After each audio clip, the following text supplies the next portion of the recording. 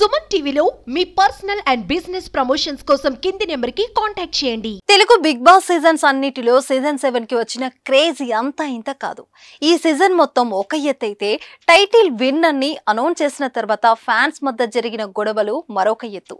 Telugu big boss season 7 లో ఒక్క chance అంటూ ఎన్నో రోజులు బిగ్ బాస్ గేట్ ముందు పడిగాపులు కాసిన ఓ సామాన్య రైతు బిడ్డ ఎట్టకెలకే బిగ్ బాస్ హౌస్ లోకి ఎంట్రీ ఇచ్చి కష్టపడి గేమ్స్ ఆడి ఆడియన్స్ ఎంటర్టైన్ చేసి ఫైనల్ గా ఆ సీజన్ విన్నర్ గా నిలిచాడు పల్లవి ప్రశాంత్.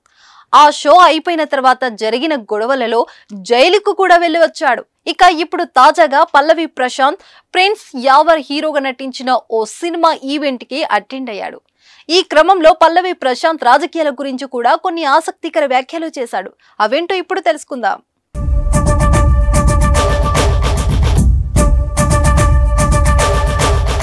స్టేజీపై పల్లవి ప్రశాంత్ మాట్లాడుతూ మనల్ని మనం నమ్ముకోవాలి, అలాగే దేవుడు నమ్మిన వాళ్ళు ఎప్పుడు చెడిపోరు, ఆ భగవంతుడే కాపాడుతాడు, ఏ కష్టాల్లో ఉన్నా దేవుడే దిక్కనుకుంటే ఆయనే ఏదో ఒక రూపంలో వచ్చి మనల్ని కాపాడుతాడు, మనం వెంటనే ఉండాలి, మనం ముందుకు వెళ్తుంటే ఎన్నో దెబ్బలు తాకుతూ ఉంటాయి, ఎన్ని ఎదురు దెబ్బలు తగిలినా సరే గట్టిగా నిలబడాలి, నేను అలాగే నిలబడ్డాను, అందుకే మీ ముందు ఇలా నిలబడ్డాను, ఇంకా ఎన్ని ఎదురు దెబ్బలు తాకినా సరే అసలు భయపడను, వెనక్కి వెళ్ళను, అలాగే నిలబడతాను, రైతు బిడ్డ అనుకుంటే ఏదైనా సాధిస్తాడు అంటూ చెప్పుకొచ్చాడు పల్లవి ప్రశాంత్.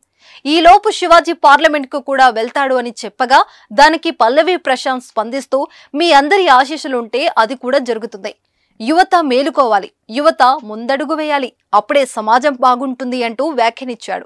దీనితో పల్లవి ప్రశాంత్ మాటలను బట్టి చూస్తే ఒకవేళ ప్రజలు కనుక అతనికి సపోర్ట్ చేస్తే రాజకీయాల్లోకి కూడా పల్లవి ప్రశాంత్ అడుగుపెట్టి తను సత్తా చూపించే అవకాశం లేకపోలేదు.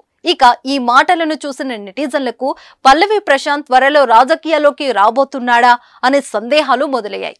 అయితే పల్లవి ప్రశాంత్ తాజాగా పాలిటిక్స్ గురించి చేసిన వ్యాఖ్యలపై మీ అభిప్రాయాలను కామెంట్ రూపంలో తెలియజేయండి. మరి